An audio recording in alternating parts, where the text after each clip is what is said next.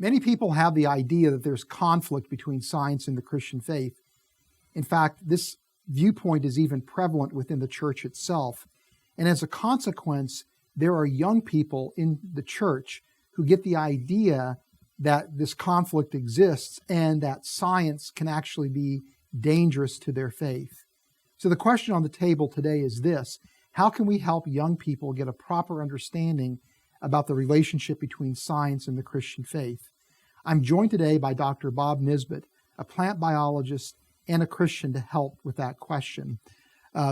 Bob, you actually have quite a bit of experience teaching young people, both in high school and at the college level. What are some of the issues that young people have when it comes to science faith?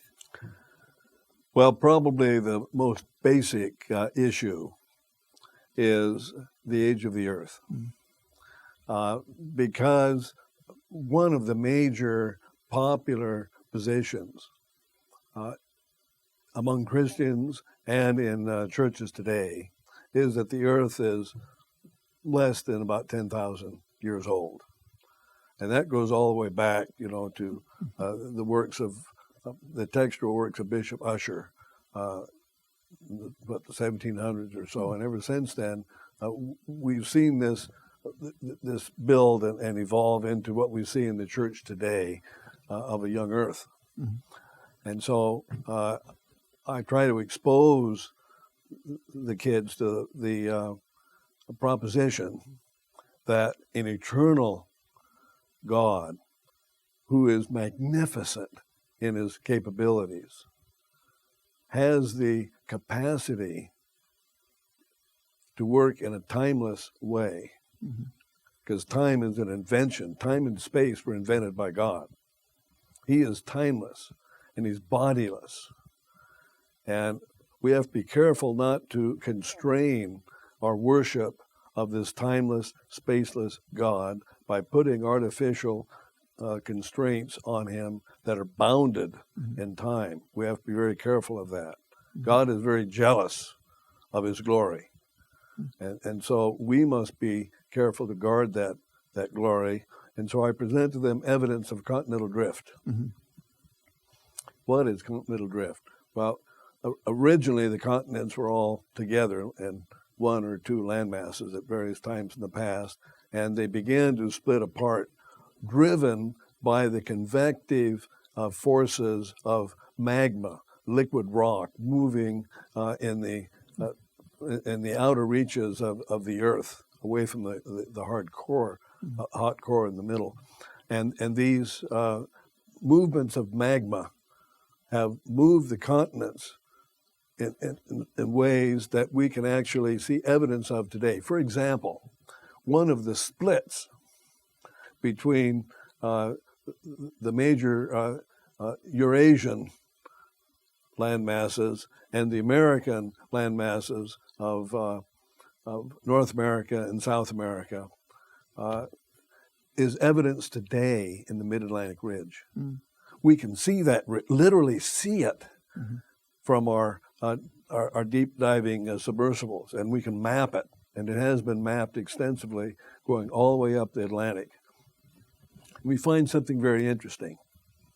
We find that the age of islands on either side of that mid-Atlantic ridge increases regularly the further away you get from that mid-Atlantic ridge.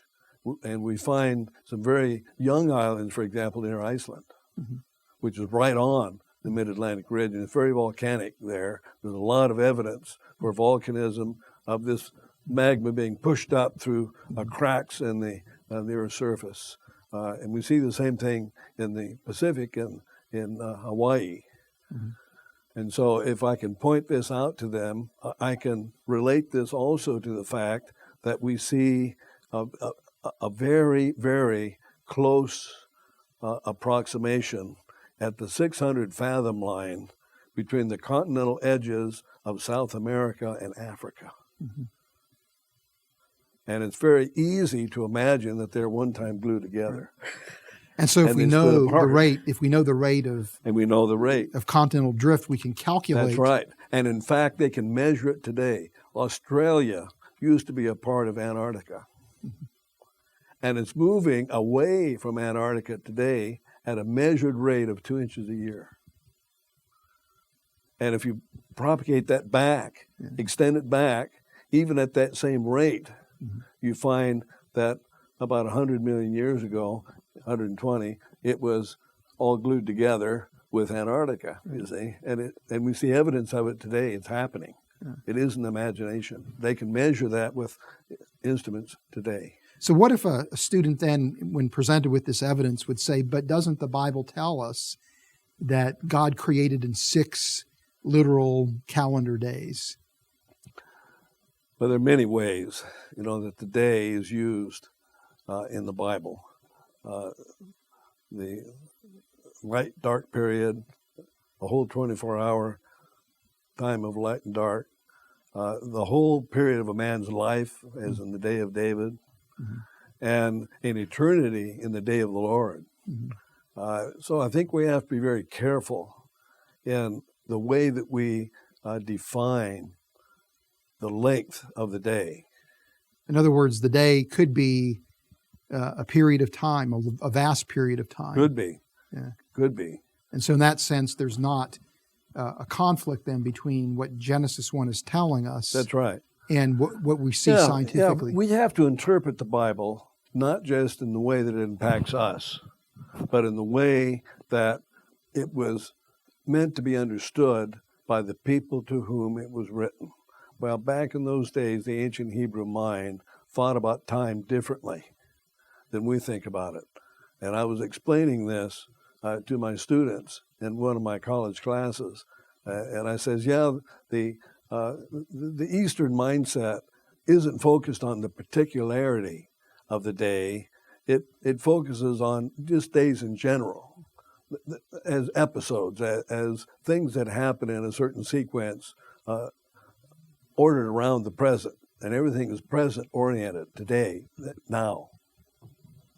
And one of the girls in the front of the class stuck up her hand and says, yeah, I get in trouble all the time that way. I say that I'm going to do something tomorrow, and then I don't mean necessarily the day after the day. I mean at some time in the indeterminate future, I'll do it. And so this student was from Lebanon, I think you were telling me. Yeah. And the Lebanese live very close, to Palestine, and they've imbibed the same Middle Eastern concept of time that's so very different from our Western concept. And so I think we must be open to interpreting the meaning of the word day in a concept or in a context which is a bit different from the way we normally think in the West.